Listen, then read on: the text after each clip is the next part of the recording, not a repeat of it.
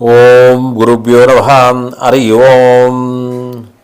ಆದಿವಾಸ್ತು ವೀಕ್ಷಕರಿಗೆ ಸ್ವಾಗತ ಸುಸ್ವಾಗತ. ವೀಕ್ಷಕರೇ, ನಾನು ಎಂದಿನಂತೆ ಈ ಸಂಚಿಕೆಯಲ್ಲೂ ಕೂಡ ಒಂದು ವಿಶೇಷ ಮಾಹಿತಿಯೊಂದಿಗೆ ನಾನು ನಿಮ್ಮ ಮುಂದೆ ಬಂದಿದ್ದೇನೆ.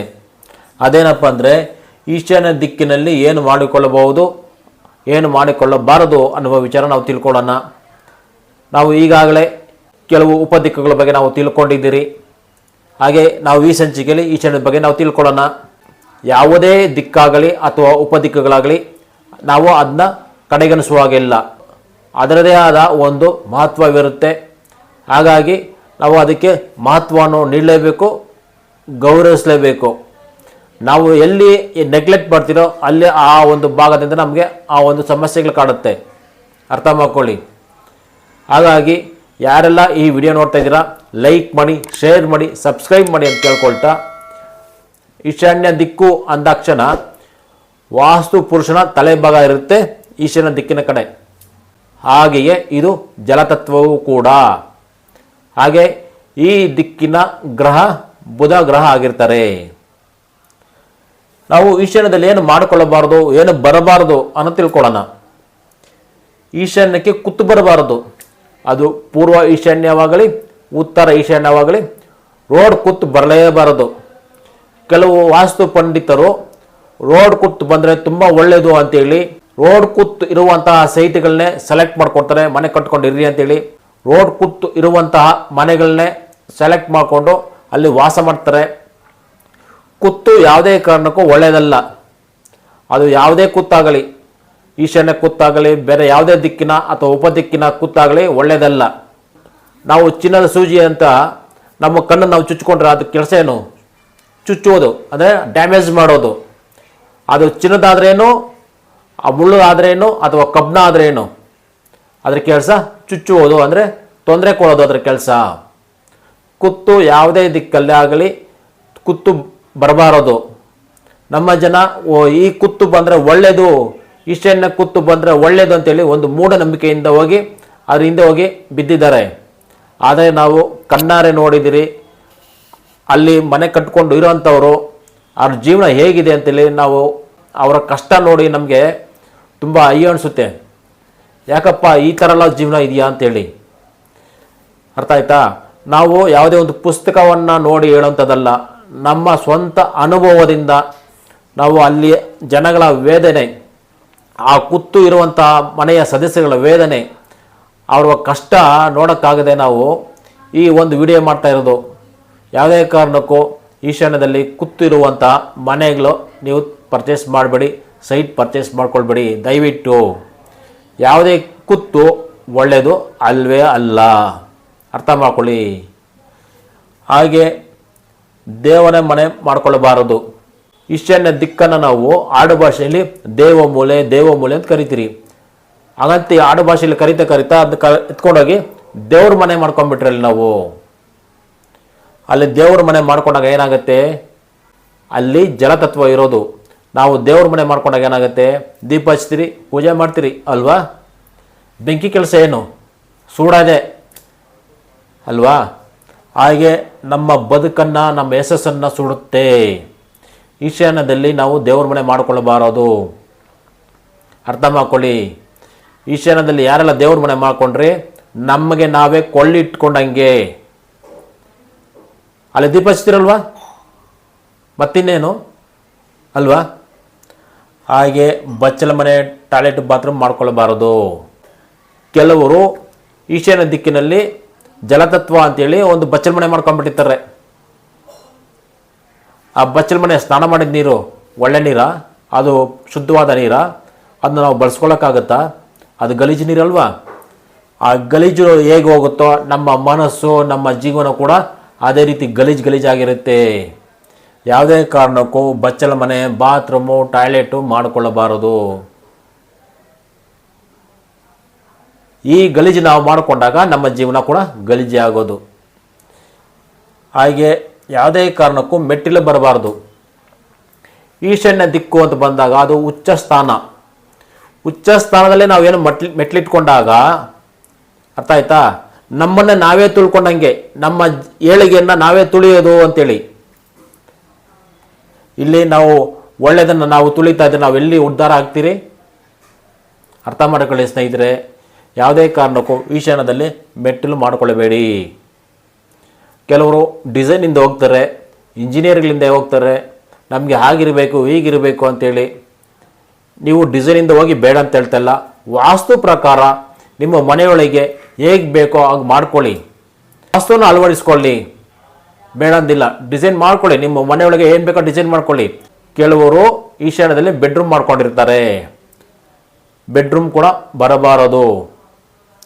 ಮನೆ ಯಾವಾಗಲೂ ಚೌಕಾಕಾರ ಅಥವಾ ಆಯತ ಆಕಾರದಲ್ಲಿ ಇರಬೇಕು, ಅಂದರೆ ಸ್ಕ್ವೇರ್ ಅಥವಾ ರೆಕ್ಟಾಂಗಲ್ ಇರಬೇಕು. ಕೆಲವರು ಮೇಸ್ತ್ರಿಗಳು, ಕೆಲವರು ಇಂಜಿನಿಯರ್ಗಳು ಈಶಾನ್ಯ ಬೆಳಿಬೇಕು ಅಂತೇಳಿ ನಮ್ಮ ಈಶಾನ್ಯ ದಿಕ್ಕನ್ನು ಬೆಳೆಸ್ಬಿಡ್ತಾರೆ ಮನೆಯಲ್ಲಿ. ಮನೆ ಯಾವಾಗೂ ರೆಕ್ಟಾಂಗಲ್ ಆಗಿರಬೇಕು, ಯಾವುದೇ ಕಾರಣಕ್ಕೂ ಯಾವ ಕಾರ್ನರ್ ಕೂಡ ಬೆಳಿಬಾರ್ದು. ಆದರೆ ಕಾಂಪೌಂಡು ಈಶಾನ್ಯ ಬೆಳಿಬೋದು, ಕಾಂಪೌಂಡ್ ಮಾತ್ರ. ಅದು ಈಶಾನ್ಯ, ಪೂರ್ವ ಈಶಾನ್ಯ ಆಗಲಿ ಉತ್ತರ ಈಶಾನ್ಯ ಆಗಲಿ, ಈಶಾನ್ಯಕ್ಕೆ ಮಾತ್ರ ಬೆಳಿಬೋದು, ಬೇರೆ ಯಾವ ದಿಕ್ಕು ಬೆಳೆಯಾಗಿಲ್ಲ ಕಾಂಪೌಂಡ್ ಕೂಡ. ಅರ್ಥ ಮಾಡ್ಕೊಳ್ಳಿ, ಅದು ಒಂದು ಈಶಾನ್ಯಕ್ಕೆ ಮಾತ್ರ ಒಂದು ಅವಕಾಶ ಇದೆ. ಈ ರೀತಿಯ ತೊಂದರೆಗಳು, ನಾನು ಹೇಳಿರುವ ಇಷ್ಟು ಅಂಶಗಳು ನಿಮ್ಮ ಮನೆಯಲ್ಲಿ ಇದ್ದಿದ್ದೇ ಆದರೆ, ತೊಂದರೆಗಳು ಇದ್ದಿದ್ದೇ ಆದರೆ, ಈಶಾನ್ಯ ಅಂತ ಬಂದಾಗ ಸಂತಾನದಲ್ಲಿ ಮೊದಲನೇ ಸಂತಾನಕ್ಕೆ ತೊಂದರೆಗಳು, ಮದುವೆ ಜೀವನದಲ್ಲಿ ತೊಂದರೆ. ಅರ್ಥ ಮಾಡ್ಕೊಳ್ಳಿ, ಅವರು ವಿದ್ಯಾಭ್ಯಾಸದಲ್ಲಿ ಅಡೆತಡೆಗಳಾಗಿರುತ್ತವೆ.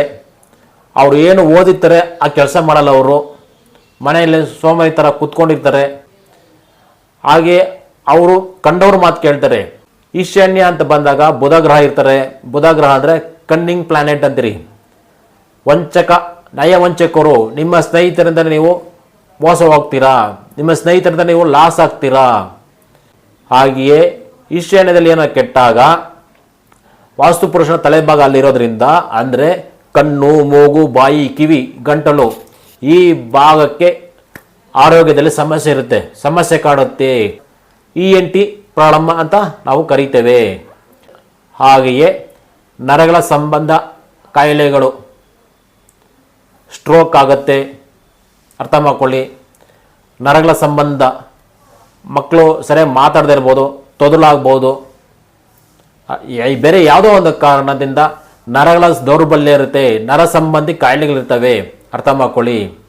ಹಾಗೆ ಏನಾದರೂ ಹೆಣ್ಣು ಮಗಳು ಸಂಸಾರ ಜೀವನದಲ್ಲಿ ಚೆನ್ನಾಗಿರೋದಿಲ್ಲ, ಅವರೇನಾದರೂ ನಾವು ಮದುವೆ ಮಾಡಿಕೊಟ್ರು ಕೂಡ ಅವರು ಗಂಡನ ಮನೆ ವಾಸ ಮಾಡಲ್ಲ, ಯಾವುದೋ ಒಂದು ಕಾರಣ ಹೇಳ್ಕೊಂಡು ತವ್ರ ಮನೆ ಬಂದು ಸೇರ್ಕೊಂಡಿರ್ತಾರೆ. ಅಥವಾ ಅಲ್ಲಿ ಸಂಸಾರ ಜೀವನ ಚೆನ್ನಾಗಿರಲ್ಲ, ಗಂಡ ಹೆಂಡತಿ ಚೆನ್ನಾಗಿದ್ರು ಕೂಡ ನಿಮ್ಮ ಈ ತವ್ರ ಮನೆ ಅಕ್ಕಪಕ್ಕ ಸುತ್ತದಲ್ಲೇ ಎಲ್ಲೋ ಒಂದು ಮನೆ ಮಾಡ್ಕೊಂಡಿರ್ತಾರೆ, ಸರೌಂಡಿಂಗಲ್ಲೇ.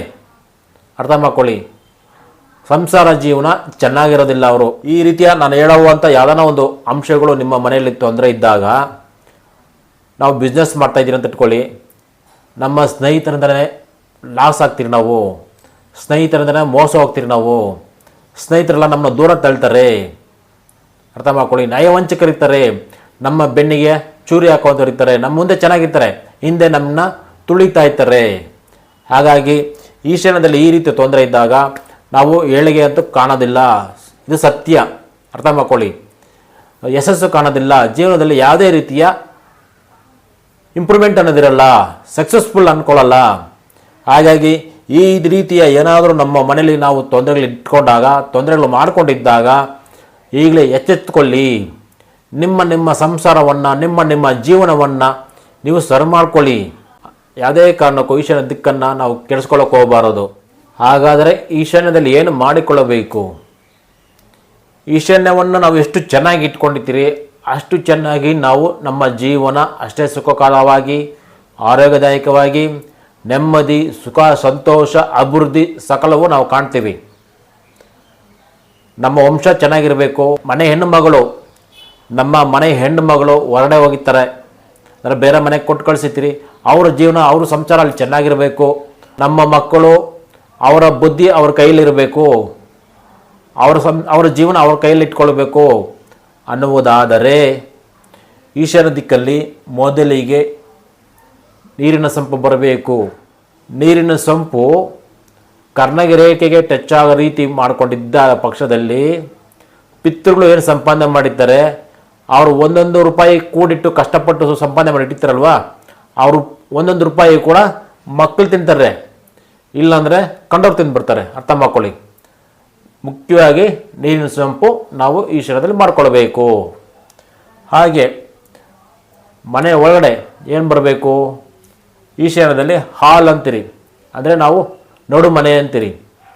ಲಿವಿಂಗ್ ಏರಿಯಾ, ಅಲ್ಲಿ ಕುತ್ಕೊಂಡು ಮಾತುಕತೆ ಮಾಡುವಂಥ ಒಂದು ಜಾಗ ಇರಬೇಕು. ಅಲ್ಲಿ ಯಾವುದೇ ರೀತಿಯ ತೂಕದ ವಸ್ತುಗಳಿರಬಾರ್ದು. ಕುತ್ಕೊಂಡು ಮಾತುಕತೆಗೆ ಅಂತ ಹೇಳಿ ಅದನ್ನು ಇಟ್ಕೊಳ್ಬೇಕು. ನಡು ಮನೆ ಅಂತ ಮಾಡ್ಕೊಳ್ಬೇಕು. ಈಶಾನ್ಯ ದಿಕ್ಕಿನಲ್ಲಿ ನಾವು ಮೈನ್ ಡೋರ್ ಇಟ್ಕೊಳ್ಬಹುದು, ಅದು ಹೆಸರಿಗೆ ತಕ್ಕ ಬಾಗಿಲು ಬಂದಾಗ ಮಾತ್ರ. ಹಾಗೆಯೇ ಉಚ್ಚಸ್ಥಾನ ಪೂರ್ವ ಈಶಾನ್ಯವಾಗಲಿ ಉತ್ತರ ಈಶಾನ್ಯವಾಗಲಿ ಅದು ಉಚ್ಚಸ್ಥಾನ ಆಗಿರೋದ್ರಿಂದ ಆ ಭಾಗದಲ್ಲಿ ನಾವು ಹೆಚ್ಚಿಗೆ ಓಡಾಡ್ತಾ ಇರಬೇಕು. ಹಾಗೆ ಈಶಾನ್ಯ ದಿಕ್ಕಿನಲ್ಲಿ ಪೂರ್ವ ಈಶಾನ್ಯವಾಗಲಿ ಉತ್ತರ ಈಶಾನ್ಯವಾಗಲಿ ದೊಡ್ಡ ದೊಡ್ಡ ಕಿಟಕಿಗಳು ಬರಬೇಕು. ಹೆಚ್ಚಿಗೆ ಗಾಳಿ ಬೆಳಕು ನಮ್ಮ ಮನೆಯೊಳಗೆ ಪ್ರವೇಶ ಮಾಡೋ ಥರ ನಾವು ಕಿಟಕಿಗಳನ್ನ ಇಟ್ಕೊಳ್ಬೇಕು. ಹಾಗೆ ಬಾಲ್ಕನಿ ಮಾಡ್ಕೊಳ್ಬಹುದು. ಉಚ್ಚಸ್ಥಾನ ನಾವು ಬಾಲ್ಕನಿ ಮಾಡ್ಕೊಳ್ಳಿ, ತೊಂದರೆ ಏನಿಲ್ಲ. ಒಳ್ಳೆಯ ಜಾಗದಲ್ಲಿ ನಾವು ಓಡಾಡ್ತಾ ಇದ್ದರೆ ನಮಗೆ ಒಳ್ಳೆಯದಾಗತ್ತೆ. ಕೆಟ್ಟ ಜಾಗದಲ್ಲಿ ನಾವು ಓಡಾಡ್ತಾ ಇದ್ದರೆ ನಮಗೆ ಆಗೋದೇ ಕೆಟ್ಟದು. ಹಾಗೆ ಮನೆ ಮುಂದೆ ಗಾರ್ಡನ್ ಮಾಡ್ಕೊಳ್ಳಿ. ಈಶಾನ್ಯ ದಿಕ್ಕಿನಲ್ಲಿ ಗಾರ್ಡನ್ ಮಾಡ್ಕೊಳ್ಳಿ, ತೊಂದರೆ ಏನಿಲ್ಲ. ಹಾಗೆ ನಮ್ಮ ಮನೆಯ ಮೇಲೆ ಬೀಳುವಂಥ ಮಳೆ ನೀರು ಟೆರೆಸ್ ಮೇಲೆ ಎಲ್ಲ ನೀರು ಕೂಡ ಈಶಾನ್ಯ ದಿಕ್ಕಿಗೆ ಹರ್ಕೊಂಬರ್ಬೇಕು.